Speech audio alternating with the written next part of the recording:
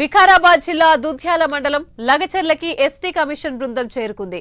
అనంతరం బాధిత రైతులతో ఎస్టీ కమిషన్ బృందం మాట్లాడి వారి సమస్యలు అడిగి తెలుసుకుంది. రోటిబండ తండా వాసులతో చర్చించింది.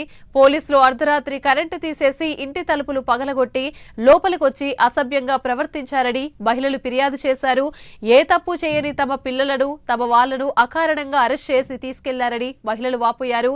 మహిళలు ఇచ్చిన సమాచారంతో వికారాబాద్ ఎస్పీకి ఫోన్ చేసి ఎస్టీ కమిషన్ సభ్యులు మాట్లాడారు. పోలీసులు చట్ట ప్రకారం నడుచుకోవాలని, గిరిజనులను వేధిస్తే సహించేదే లేదని ఎస్టీ కమిషన్ హెచ్చరించింది. అలాగే కొడంగల్ ప్రభుత్వ అధికారులపై జాతీయ ఎస్టీ కమిషన్ సభ్యులు ఆగ్రహాన్ని వ్యక్తం చేశారు.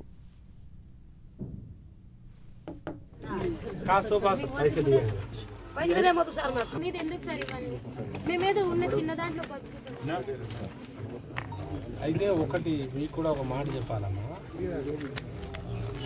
డెవలప్మెంట్ అనేది మన దగ్గర బతకలేకనే మనం దేశాలు దాటిపోతాను, మన దగ్గర సౌకర్యాలు లేకనే మనం బయటికి పోతాను.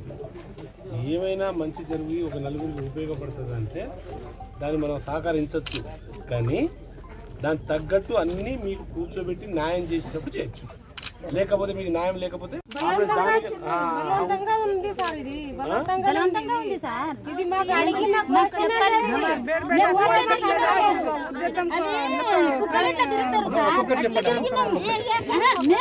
మేము ఎట్లా తిరుగుతాము, పిచ్చి లేక తిరిగినాము, కానీ మాకేం సమాధానం చెప్పలేదు.